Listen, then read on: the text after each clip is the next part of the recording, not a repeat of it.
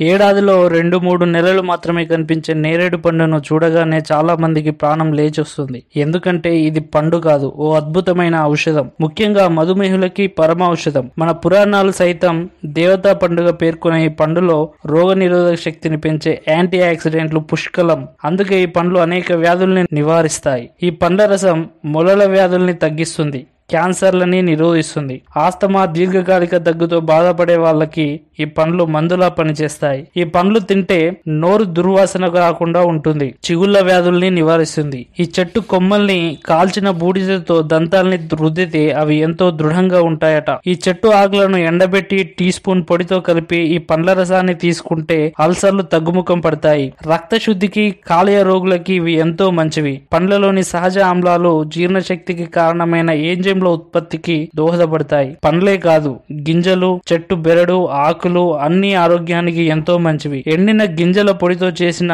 Decoctions అలసటని, నీరసాన్ని మాయం చేస్తుంది. అజీర్తి, తేపులతో బాధపడే వాళ్ళకి ఈ గింజలతో చేసిన పొడి ఎంతో మేలు. ఈ పండ్లతో చేసిన రసంలో 1/2 టీ స్పూన్ బెరడు పొడి కలిపి రోజు తాగితే మూత్రనాళ సమస్యలన్నీ తొలగిపోతాయి. గింజలతో చేసిన పొడిని పసుపుతో కలిపి మచ్చల మీద పెడితే తగ్గుతాయి. చెట్ల బెరడుతో చేసిన పొడి పొట్టలోని బద్దె పురుగుల్ని నివారిస్తుంది.